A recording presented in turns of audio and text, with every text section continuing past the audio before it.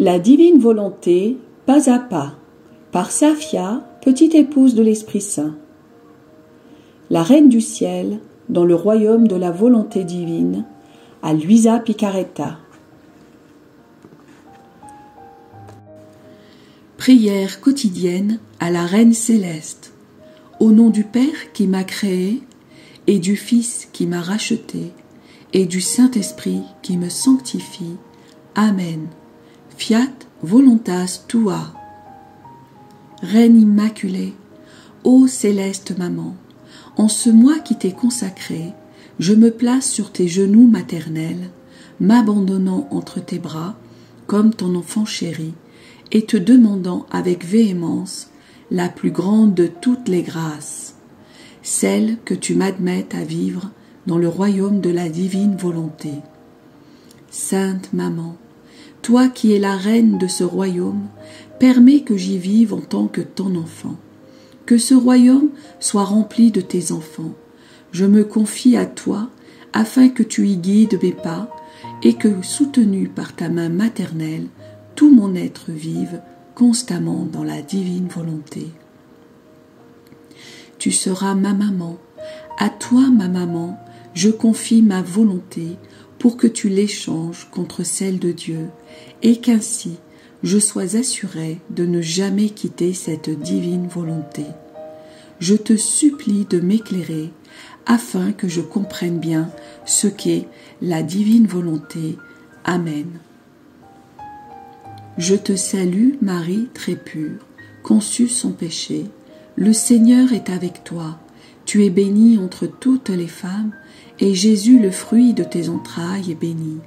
Sainte Marie, Mère de Dieu, co-rédemptrice du monde, Mère et Reine de la divine volonté, Immaculée Conception, Mère des vivants et de l'Église, prie pour nous pécheurs de toutes les générations et veuille répandre l'effet de grâce de ta flamme d'amour à toute l'humanité, maintenant et à l'heure de notre mort.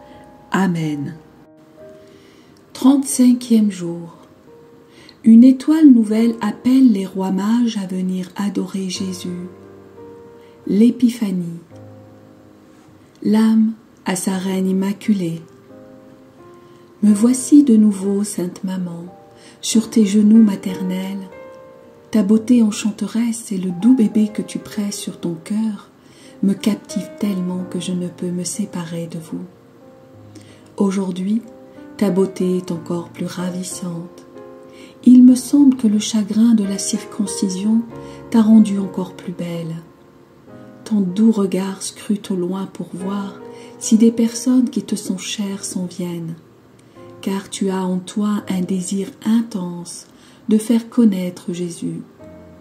Je ne descendrai pas de tes genoux afin de pouvoir profiter de tes magnifiques leçons et d'en venir ainsi à connaître et à aimer davantage le doux enfant.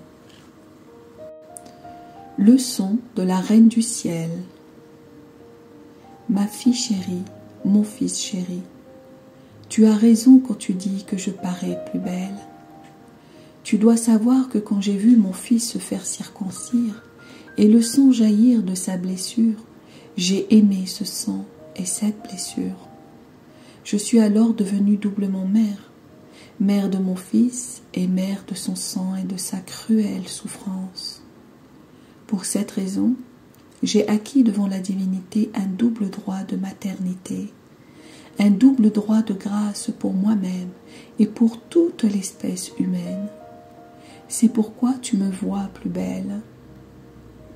Ma fille, mon fils, comme c'est beau de pouvoir faire du bien, de pouvoir souffrir en paix par amour pour celui qui nous a créés.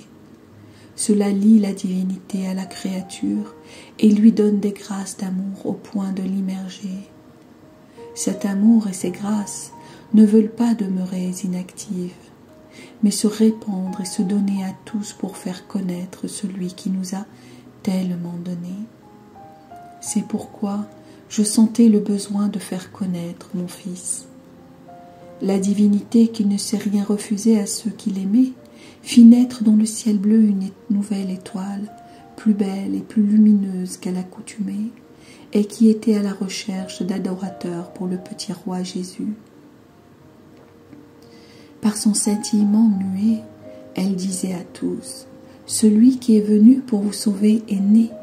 Venez l'adorer et le reconnaître comme votre sauveur. » Mais, ô ingratitude humaine, seulement 3 personnes se sont montrées attentives, et sans s'arrêter aux souffrances, aux difficultés, se sont mises en route en suivant l'étoile.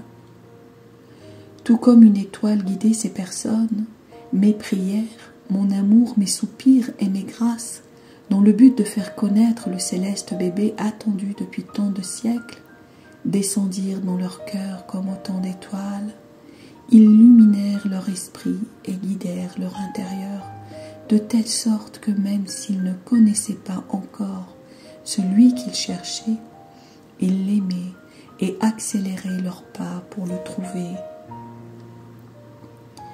Ma fille chérie, mon fils chéri, mon cœur maternel se réjouissait de la loyauté et des sacrifices de ces 3 personnes, voulant connaître et adorer mon fils.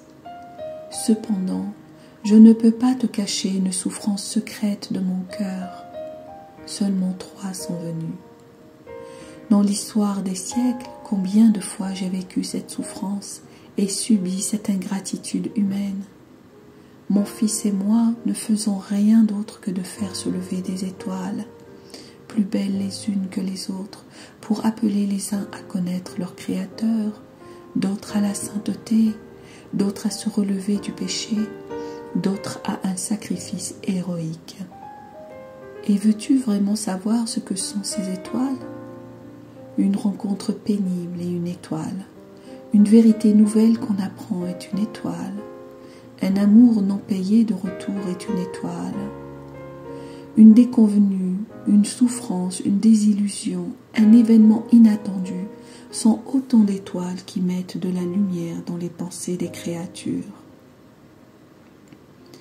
Doucement, ces étoiles veulent leur faire trouver le céleste enfant qui gigote d'amour, grelotte de froid et cherche un refuge dans les cœurs pour y être connu et adoré. Mais hélas, j'attends en vain que ces étoiles m'apportent des créatures pour que je dépose dans leur cœur l'enfant que je tiens dans mes bras. Ma maternité est paralysée. Alors que je suis la maman de Jésus, je ne peux accomplir ma fonction de maman envers les créatures parce qu'elles ne sont pas autour de moi et ne cherchent pas Jésus.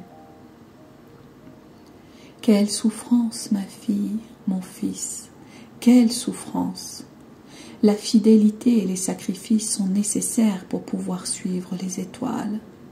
Et si le soleil de la divine volonté veut s'élever dans une âme, quelle attention cette âme doit lui accorder, sinon elle reste dans l'obscurité de la volonté humaine. Quand les saints rois mages entrèrent dans Jérusalem, ils perdirent de vue l'étoile, mais ils ne cessèrent pas leurs recherches pour autant. Et quand ils quittèrent la ville, l'étoile leur est réapparue et les conduisait tout heureux à la grotte de Bethléem. Je les reçus avec un amour maternel, et le cher bébé les garda avec beaucoup d'amour et de majesté, laissant sa divinité transparaître dans sa petite humanité.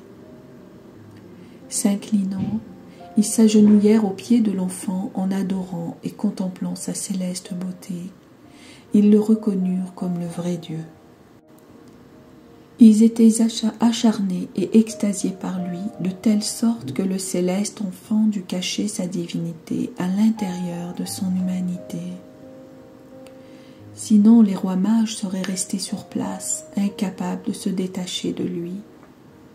Quand ils furent sortis de leur extase, pendant laquelle ils avaient offert l'or de leur âme, l'encens de leur foi et de leur adoration, et la myrrhe de tout leur être, de tout sacrifice que Jésus attendait d'eux, ils offrirent des cadeaux visibles. Or, encens et myrrhe. Mais cela n'était pas suffisant pour mon amour maternel. J'ai voulu déposer le doux enfant dans leurs bras, et oh, avec quel amour ils l'embrassèrent et le pressèrent sur leur cœur. Ils sentirent en eux-mêmes le paradis anticipé. paix. Par cet acte, mon Fils invita toutes les nations païennes à la connaissance du vrai Dieu et disposa les bienfaits de la rédemption pour tous. Il se constitua roi de tous les gouvernements en gouvernement sur tous, avec son amour, ses souffrances et ses larmes. Dominant tout, il mit le royaume de la divine volonté à la disposition de toute la terre. Et moi, ta maman, je voulus être le premier apôtre. J'instruisis les mages, leur raconter l'histoire de mon Fils et leur parler de son amour ardent. Je leur recommandai de le faire connaître à tous. Prenant la première place en tant que mère et reine des apôtres, je les ai bénis et les ai fait bénir par mon cher bébé. Ensuite, heureux et en larmes, ils partirent pour leurs régions respectives. Mais je ne les laissai pas vraiment, les accompagnant de mon affection maternelle et leur faisant ressentir Jésus dans leur cœur. Oh, comme ils étaient heureux! Tu dois savoir que je me sens pleinement mère seulement quand je vois Jésus régner totalement et en permanence dans les cœurs de ceux qui le cherchent et l'aiment. Un petit mot pour toi maintenant. Si tu veux que je remplisse vraiment mon rôle de mère auprès de toi, laisse-moi placer Jésus dans ton cœur. Tu le rendras heureux par ton amour, tu le nourriras avec la nourriture de sa volonté, car il n'accepte aucune autre nourriture, et tu le vêtiras de la sainteté de tes travaux. Alors, je viendrai dans ton cœur, je t'élèverai en même temps que mon cher Fils, je remplirai l'office de mère, et pour toi et pour lui, ainsi je ressentirai la joie pure de ma fécondité maternelle. Tu dois savoir que ce qui se trouve dans ton cœur, mais ne part pas de Jésus, même tes travaux les plus magnifiques ne peuvent pas me plaire, car cela est dénué de la vie de mon cher Fils. L'âme à sa reine immaculée. Sainte Maman, comme je dois te remercier de vouloir placer le céleste bébé dans mon cœur. Comme je suis heureuse. Je te prie de me cacher sous ton manteau pour que je ne voie que le petit bébé se trouvant dans mon cœur. Alors, faisant de tout mon être un acte d'amour à la divine volonté, je pourrai le laisser grandir tellement en moi qu'il me remplira complètement et qu'il ne restera rien de moi-même. Petite pratique. Pour m'honorer aujourd'hui, tu viendras 3 fois embrasser le bébé céleste en lui donnant l'or de ta volonté, l'encens de tes adorations et la myrrhe de tes souffrances, et en me priant d'enfermer le divin enfant dans ton cœur. Oraison jaculatoire. Céleste Maman, enferme-moi à l'intérieur de la divine volonté pour que je puisse y nourrir mon cher Jésus. Amen. Fiat voluntas tua.